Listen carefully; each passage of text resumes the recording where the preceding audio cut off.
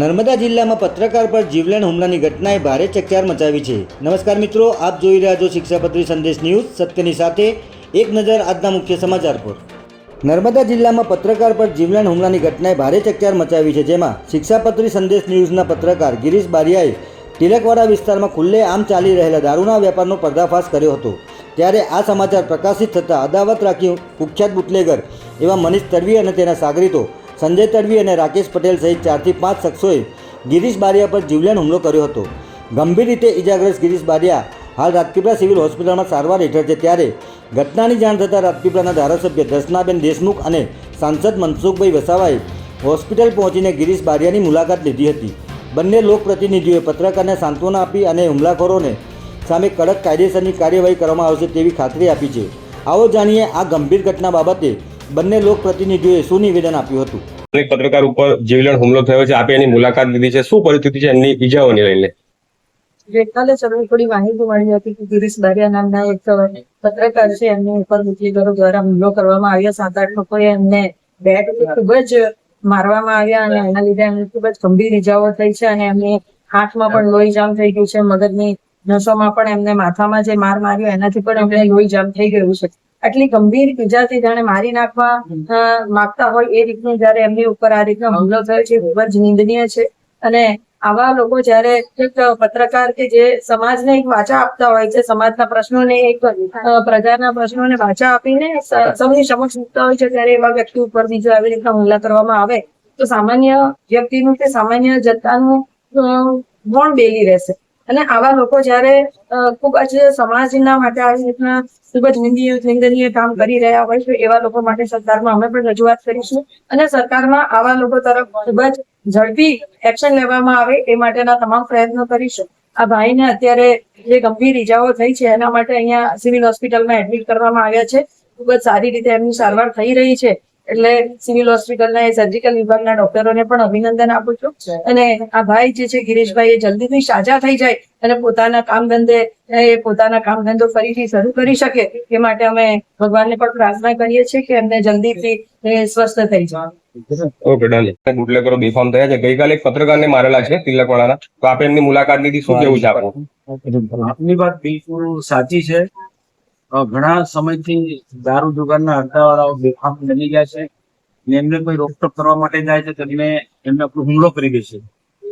એવી જ ઘટના આપી કીધું તે પ્રકારે તિલકવાડાના એક પત્રકાર પર બુટલેગરોએ હુમલો કર્યો અને ગંભીર પ્રકારની એને ઈજા પહોંચાડી છે। માથાના ભાગે પણ ઈજા પહોંચાડી, હોકીના મારથી મારી। આજે એની મુલાકાત માટે મેં આવ્યા હતા। ડોક્ટરો ખૂબ સુંદર પ્રકારની સારવાર એ કરી ગયા છે। એવી જ ઘટના બીજી ભરૂચ જિલ્લાના ઉમરલાના વાઘપરા ફળિયામાં રહેતા એક રવજીભાઈ કાકા છે, એને તીક્ષ્ણ હથિયારથી મારે છે અને એમના છોકરા વિશાલભાઈ ને પણ સખત માર માર્યો છે। તલવારો અને ભાલાથી હુમલો કરવા માટે આ લોકો આવ્યા છે ને દુઃખની વાત છે કે જયારે આ પ્રકારનો હુમલો થઈ રહ્યો હતો, લોકોનું ટોળું હતું, એ વખતે પોલીસ વાન આવી તો પોલીસ વાન ગુનેગારોને પકડવા બદલે પોલીસ વાન ભાગી ગઈ। એટલે પોલીસ પણ બુટલેગરો અને જુગારના અડ્ડાવાળાથી ડરે છે સાબિત થાય છે। આજે છેલ્લા ઘણા સમયથી મીડિયા સમક્ષ સરકારમાં હું જે રજૂઆત કરું છું કે બુટલેગરો ને જુગારના અડ્ડા ચલાવનારાનો સામાન્ય માનવી પર ખૂબ જુલ્મ વધી રહ્યો છે અને એના માટે અવારનવાર મેં જે તે વિભાગોને, સરકારને પણ, શ્રમ વિભાગને પણ લખ્યું છે અને સંકલનમાં પણ આવા પ્રશ્નો અમે ઉપાડ્યા છે। રાજપીપળાના ધારાસભ્ય ડોક્ટર દર્શનાબેન દેશમુખ સાથે પણ અમે જિલ્લાના એસપી ને પણ અમે રજૂઆત કરી હતી અને આવા અડ્ડાવાળાના નામ પણ આપ્યા છે। થોડા ટાઈમ માટે એક્શનમાં આવી પોલીસ, પણ ફરી પાછું 15-20 દિવસ પછી રાબેતા મુજબ એ ચાલુ થઈ જાય છે। ખરેખર આ દુઃખદ બાબત છે। અડ્ડાઓ ચલાવવા, જુગારના અડ્ડા ચલાવવા, દારૂના અડ્ડા ચલાવવા ને એમાં કોઈ મીડિયા વાળા લોકો કોઈ માહિતી મેળવવા જાય તો એમના પર ખૂની હુમલો કરવો, આ તો બહુ ખતરનાક બાબત છે। નહીં તો જો આ પ્રકારના હુમલા થતા હશે ને જો પોલીસ તંત્ર આવા લોકોને રોકે નહીં તો પછી તો સામાન્ય માણસને જીવવું બહુ અઘરું પડી જશે।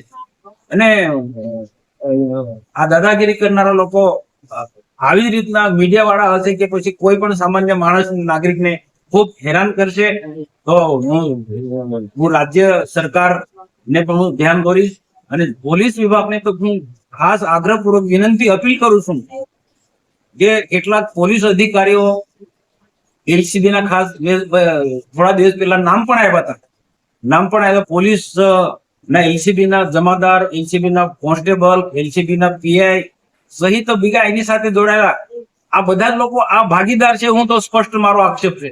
બાકી એમના સહયોગ વગર આ રીતના બુટલેગરો કેવી રીતના એટલા બેફામ બની જાય? જો હું અલ્ટિમેટમ આપું છું 15 દિવસની અંદર નર્મદા જિલ્લાના ભરૂચ જિલ્લા ઉમરલા વિસ્તારના જે બુટલેગરો છો એ બિલકુલ બંધ ના કરે તો મારે નૈતિક જવાબદારી લઈ અને મારી ટીમ બનાવીને આવા અડ્ડા ઉપર મારે એના પર પેલું શું કહે જનતા રેડ મારે કરવાની ફરજ પડશે. જેથી કરીને પોલીસનું ખરાબ ના દેખાય એના પહેલા પોલીસ સાવધાની રાખે અને ખાસ કરીને નર્મદાના એલસીબી પીઆઈ ચૌધરીને મારે તાકીદ કરું છું કે તમે ખોટી વાતો ના કરો. તમે તમારી સાથે જોડાયેલા જે જમાદારના કોન્સ્ટેબલ આમાં ઇન્વોલ્વ છે અને જો તમે આ બંધ નહીં કરાવો તો સરકારમાં તમારા વિરુદ્ધમાં હું લેખિતમાં આપીશ અને એનાથી પણ જો પરિણામ નહીં આવે તો ભારત સરકારના હોમ મિનિસ્ટર અમિત શાહની રજૂઆત કરીશ.